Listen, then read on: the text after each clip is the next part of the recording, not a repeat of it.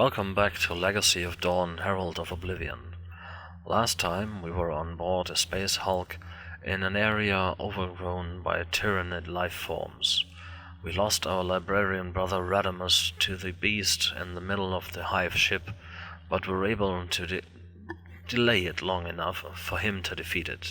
We didn't actually do any damage to it, but Radamus was great. And with the death of the tyrannid hive ship, I have fled into another part of the Hulk, but was unable to secure Brother Radamus' storm shield and power hammer. But I did my duty to the chapter and, using the Narthesium gained previously from Brother Ordis, was able to extract his gene seed. Let's see what awaits us next.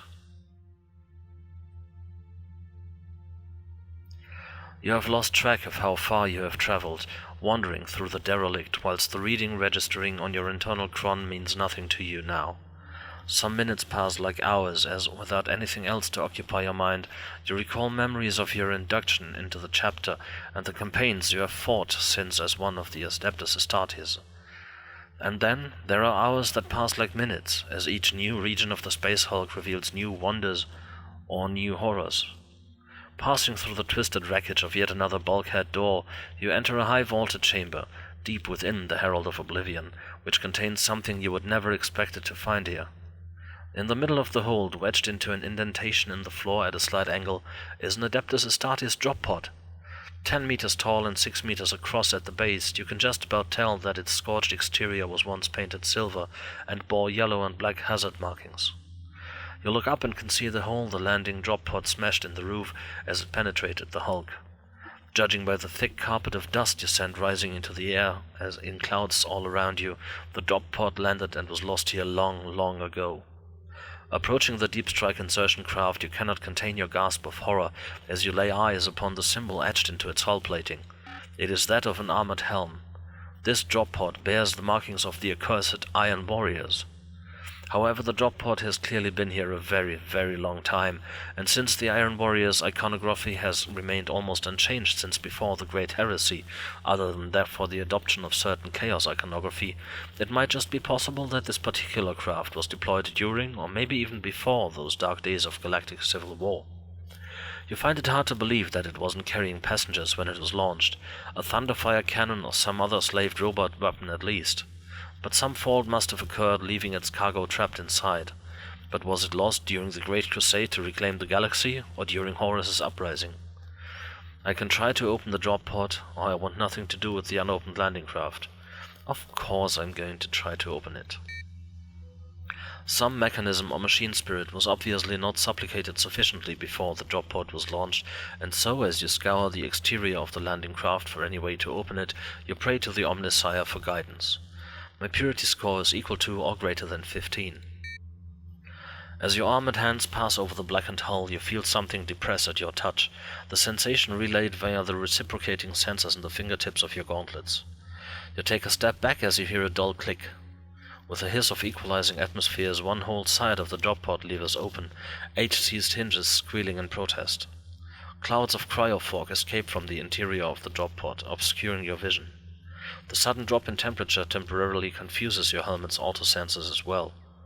As the mist dissipates before you, you see, braced within the Iron Warrior's landing craft, something that sets your heart pounding. The Ancient is twice as tall as you are and as broad as it is tall. Its armored sarcophagus is adorned with chapter markings and the personal heraldry of the warrior entombed within, along with the Ancient's name, Zathael. A faint light pulses behind the visor slit of the helm-like simulacrum head as the warrior's auto-sensors lock onto you. Seized servos grind into action as the dreadnought stirs, and in a voice crackled with age says, "What is this? How long? Where? When?" The ancient warrior is clearly confused, but then that is hardly surprising. Slowly the dreadnought's own internal crone answers some of those questions, and as the ancient comes to understand the truth of its situation, so slowly do you. You take in the defaced chapter markings of its armor and the flensing claws of a power scourge where you would have expected the dreadnought to be armed with a power fist. In a voice that booms with all the fury of an orbital bombardment, its former faltering quality gone, the ancient declares, "Too long have I slept. Too long have I been kept from the cause of truth and justice. Too long have I left that most vile betrayal unavenged. With a cruel rending of metal, the dreadnought pulls itself free of the drop pod. Death to the traitor Emperor! Death to the lapdogs of the High Lords of Terror! Zothale, Angel of Vengeance, decrees it! As the metal monster advances towards you with great clumping steps, you prime your weapons. Zothale shall not rest until the galaxy has been purged of all those who continue to wage the long war against us. The Ancient turns upon its waist-bearing face to you, flexing its terrible multi-jointed talons, which unexpectedly become wreathed with twisting serpents of electrical fire. Starting with you! The dreadnought is one of the lost, sworn to the service of the ruinous powers, and being a dreadnought, the hellbrute is a lethal fighting machine, perfectly capable of slaying entire battalions single-handed. However, being a traitor to the Imperium, the tail beast must die. But how can you, even equipped and armored as you are, take on the might of an ancient in single combat and prevail? I can test my mettle against the dreadnought. I believe in my faith of the Emperor and the righteousness of my cause. Or I can try a different tactic. Let's take a look. I have 13 wounds remaining, and... yeah, I'm just going to use my Narthesium. What would be a different tactic in this particular case?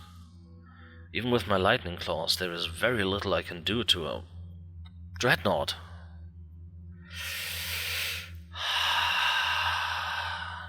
Okay, going to use my Narthesium, and I am going to attack.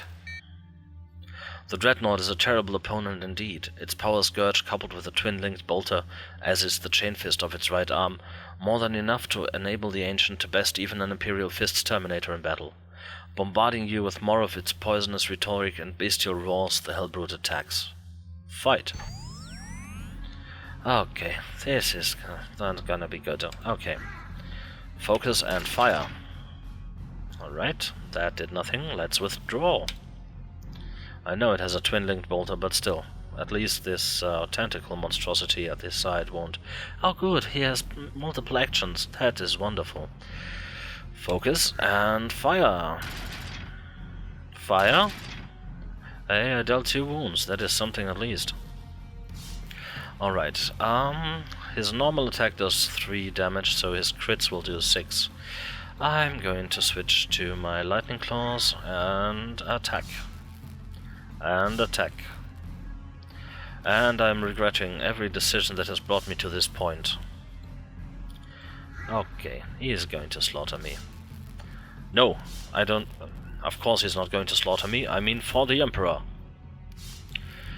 Oh god, yeah, he is going to slaughter me. Come on! Even when I focus up, he has 67% chance to inflict 3 wounds to me. And when I focus up, I only have 42% chance to deal 4 wounds to him.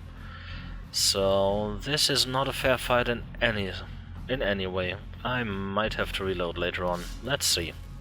Okay, wounded him again, that's lovely. Let's focus up, maybe it reduces his chance to hit. 50%, so that's something. Okay, and indeed, only one of his attacks hit me. Focus up and attack. And focus.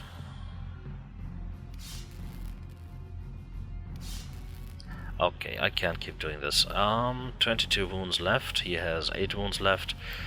But he has triple my chance of hitting, so...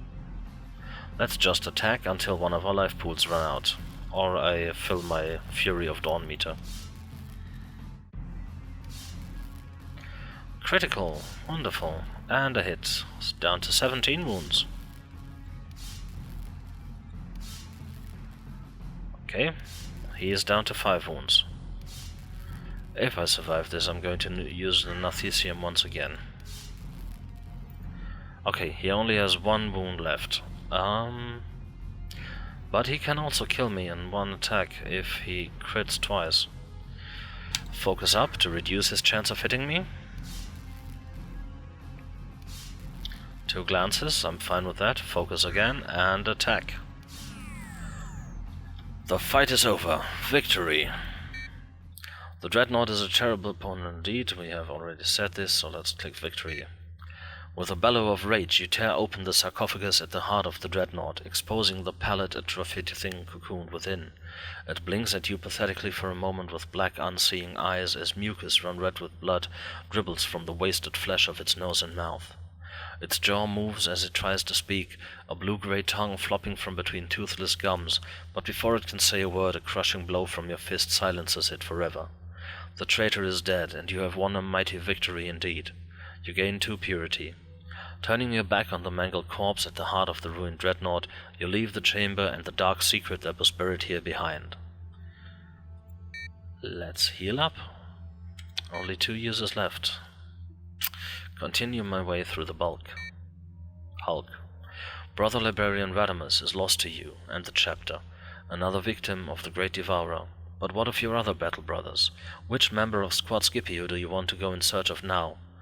Only one of them left, so I will set off in search for Brother Barathon. And of course, afterwards there's going to be the Ultramarine to save, because they can't do that by themselves, as it appears. Leaving the Tyranid ship behind, setting your target as the source of the signal originally picked up by your Auspex, you come to a rift in the rock of what appears to be a captured asteroid. You feel a strange sensation, that of weightlessness, and then in the next second what was up is now down, and was down is now up. Erratic gravitational effects on board Space Hulks are not unusual, as opposing artificial gravitic fields overlap or cancel each other out, but they can still be disorienting. The only way across the rift now is via a thin spur of rock. However, 2 other things here attract your attention as well. The first is the curious pyramidal structure that appears to have broken through the asteroid. It is formed of either a polished black marble-like material or some alien metallic compound. Set within the top of the Black Pyramid is a large cut crystal that pulses with an ethereal emerald luminescence, and that in turn casts its wan light over the inverted chasm. Oh great, I'm going to be fighting necrons. The second thing is the drifting spore mine that appears to have become trapped here by the opposing gravitic forces. It is a particularly large specimen, and one that must have been laid by the Hive ship some time ago to have drifted this far, possibly sent out as part of some early warning perimeter alarm to alert the bioship and its cargo to the approach of hostiles. It is floating several meters above the arch of the rock bridge, glistening tentacles dangling beneath it, and it certainly doesn't appear to have sensed your presence yet. However, if you venture across the rock bridge, you suspect that it soon will. I'm going to fire on the spore mine with my bolter. Taking aim, you fire at the spore mine.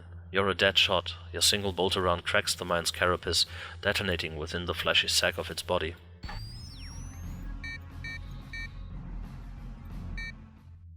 Phthoom.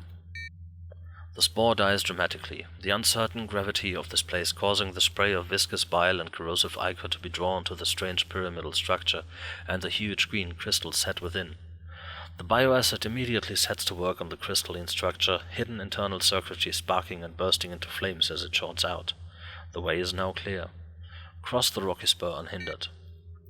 Brother Barathon's signal remains strong as you force a path through the derelict, scrambling over fallen cyclopean statuary, crossing the yawning gulf of an inert plasma drive by means of a twisted girder that is as long as a Titan is tall, and scaling the corrosion-pitted face of a Prometheum tanker's hull until you at last find yourself walking along a processional avenue.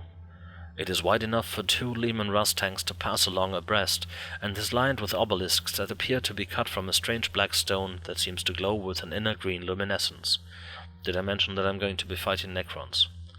Being a mighty Terminator Space Marine of the Imperial Fists chapter, you do not feel fear, but you have to admit to a certain amount of trepidation as you approach the yawning portal at the end of the avenue.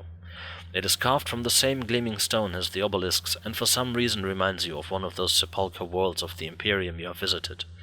But it is not the alien material from which the gateway is formed that unsettles you the most, nor the fact that the portal appears large enough to admit a god. It is the fact that held within it, in defiance of gravity, is a pool of liquid, its rippling surface scattering the light from your suit's searchlight across the canyon of the processional avenue. Your Auspex return starts to crackle and falter, no doubt thanks to being so close to the gravitic distortion caused by the pool. Thanks to memories implanted by the indoctrination machines aboard the Phalanx, you know that you are standing at the entrance to a tomb ship of the Necrontia, a race of beings, ancient beyond reckoning, who were once the undisputed rulers of the galaxy.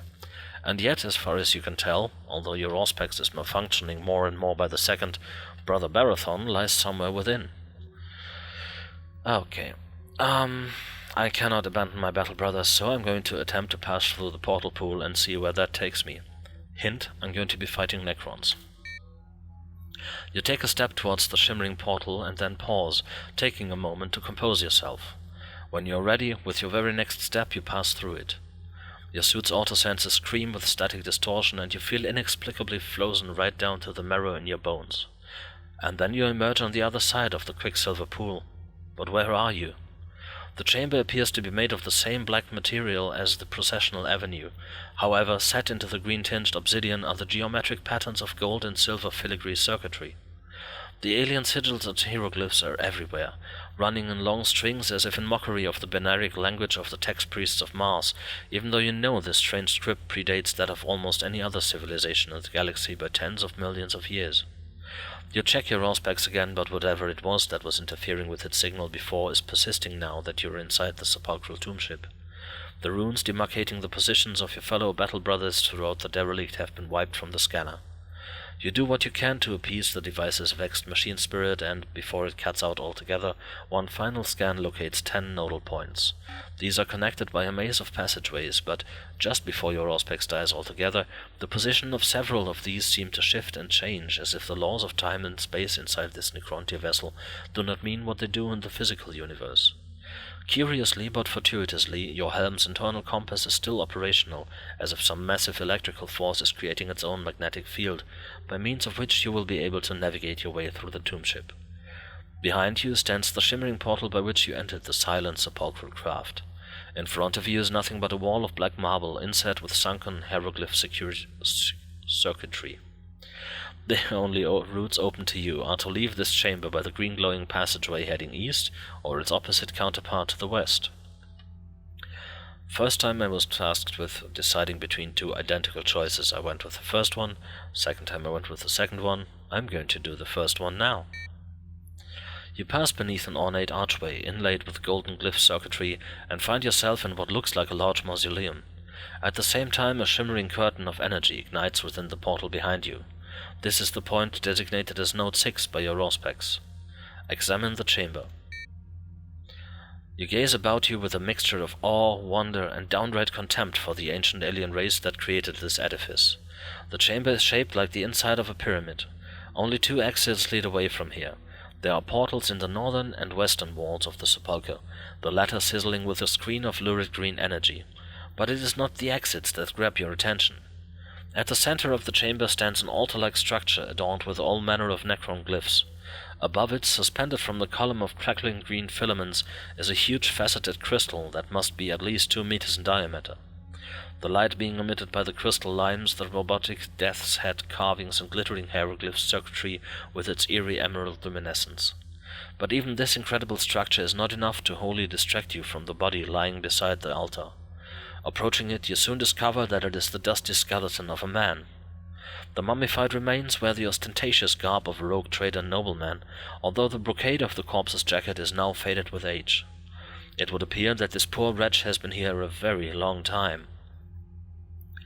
I'm going to examine the rogue trader's body more closely. Along with an ident medallion and a signet ring bearing an antique representation of the Imperial Aquila, you find a vintage data slate. As you pull the document storage device free of the dead man's skeletal grip, several finger bones snap off and come away with it. It is only as you are brushing the dust from its corrosion-pitted screen that you realize that same dust must once have been the flesh of the rogue trader himself. The data slate's power cell dried up long ago, but connecting the device to a port in your armor, you are able to coax it back to wakefulness once more. Reading the annotations of those entries that remain uncorrupted within, it soon becomes apparent that you are reading the dead man's data journal, whose name it turns out to be Baron Matthias Starstrider Elias, master of the von Zabronov. Along with information regarding the price of mastodon tusks and saber bear furs on Jotunheim in the Ymir sector, not to mention the crew manifest for the von Zabronov, you finally come across a reference to the Herald of Oblivion itself. It seems that Baron Elias and some 30 men of his crew, not including servitors, boarded the Hulk 118 years ago with the intention of plundering it of archaeotech. The last entry refers to a network of power nexuses that Elias believed had to be destroyed in order for him and his men to escape the tomb ship. The data journal having revealed its secrets to you, what do you want to do now? There is no need for me to examine the crystal more closely, because it's a Xenos and therefore heretic. Leave Baron Elias's final resting place without further delay. How do you want to leave the pyramidal sepulchre? Leave via the portal and passageway to the north, or leave through the crackling portal to the west? I don't know, crackling things are rarely ever a good sign. I'm going to head to the north. The never-ending tunnels divide again. Follow the path heading east, south, and north. I'm going to go north again, because I was going north the last time it asked me. The carved corridor you are following soon turns into a crossroads. I'm going to keep heading north. You emerge from the sepulchral passageway into a strangely unadorned chamber, its obsidian walls unobscured by any carving or gold filigree hieroglyphs. This is Note 2. Examine the chamber. What you see as you enter the chamber brings you to a sudden halt. In the eastern wall there stands a gigantic portal, 10 meters high and almost as much across. This is adorned with all manner of necron cartouche motherboards and golden hieroglyph circuitry. But as you stare into the portal, you see yourself. You take a step closer to the archway, and your mirror image does the same, and at that moment a ripple passes across the surface of the reflecting pool held within the portal in defiance of gravity. It is similar to the one by which you first entered the Necrontyr tomb ship. Could it possibly be a way out? Other than for the dark mirror portal, there are two other ways out of this chamber, via smaller archways in the southern and western walls. I don't want to leave the tomb ship yet, because I haven't found Brother Barathon. So I'm not going to head south either, because south is where I came from. I'm going to leave towards the west. You come to yet another tunnel intersection. I can go to the north, to the south, or back to the east from whence I came. So I'm going to head north, which is where I was originally heading before I ran into this chamber with the portal. You find yourself at another junction within the black marble tunnels of the tomb ship. To the north is a highly ornamented archway, and beyond the cyclopean chamber that, by your estimations at least, must be at the very heart of the Necron tomb ship. This area is likely to be guarded.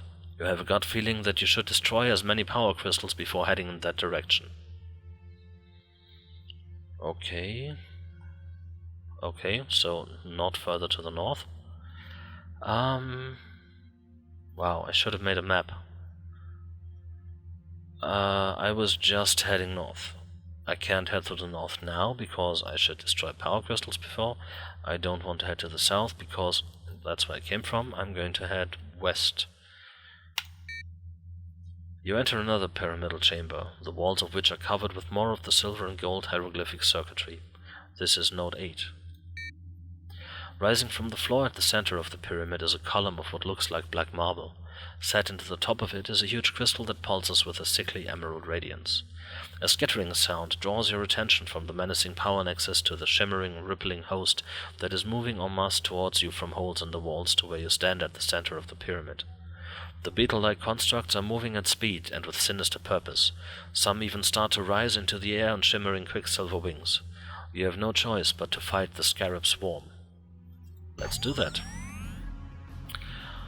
So it's just the one swarm with 6 wounds and cannot attack at this range. Wonderful, let's shoot him. Do it again. Yeah. Alright. They advance, they still cannot attack at this range. Focus up, and they have only 2 wounds left. I'm going to shoot again. This was not the hardest fight yet. The mechanoid insects are now just so much scrap metal and sparking circuitry at your feet. You turn your attention to the crystal once more, and then a thought crosses your mind. Did the swarm launch its attack on you because you intruded into the chamber, or were they specifically protecting the crystal? And if it was the latter, why? Well, we have pretty much established that I need to destroy these crystals, so I'm going to do that. I want to open fire on the crystal with my storm bolter. Your rattling bolt of fire comes back at you, sounding painfully loudly within the confines of the pyramid. The bolter shells blast the huge crystal apart, emerald shards flying through the air like so much jade shrapnel. Not wanting to draw another swarm of scarabs down upon you, you decide to leave the chamber as quickly as possible. Leave the chamber. There are only two ways out of the pyramidal chamber. Leave by the exit to the north, or leave by the exit to the east. Keep going north. We reach another junction within the interminable labyrinth that is the Necron tomb ship. I should really have started to make a map. Gee. Go north. Passing beneath an archway of glittering green marble, you enter a darkened vault, the halls of which are set with carvings of skull-like robotic faces. This is Note 5. Examine the chamber. The sight of the dead robotic faces unnerves even one with your stalwart resolve. There are only two ways out of this chamber, through an arched exit to the east and another to the south. Your metallic footfalls ringing from the stone metal floor, you start to make your way across the chamber. My purity score is equal to or greater than 12. An unnerving feeling like a tingle of foresight that feels like ice water trickling down your spine makes you stop. You turn in time to see a hideous apparition pass straight through one solid obsidian wall, which is alive with ethereal corpuscent at the point where the grotesque spectre has just emerged. Get myself ready for combat. The wraith-like entity's hunched insectoid body trails away to nothing more than an articulated vertebrate tail that ends in crackling coils. It comes at you then, with its tail slung forward beneath it, its raking glittering blade pincers outstretched. Fight. The enemy has first strike, but cannot attack at this range. Okay. But it can advance twice in one round and then attack. Oh goodness. Alright. Switch to the lightning claws, focus up and attack. 7 wounds. That was a nice one. Okay. Focus up to reduce his chance to inflict wounds. 45% now.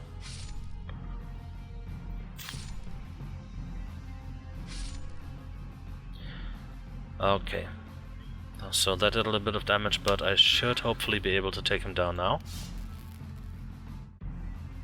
Still has 1 wound. And he's down. With the immediate threat eradicated, you choose a way out of the chamber. Okay, I'm going to do that next time. Thank you very much for watching. See you in the next episode.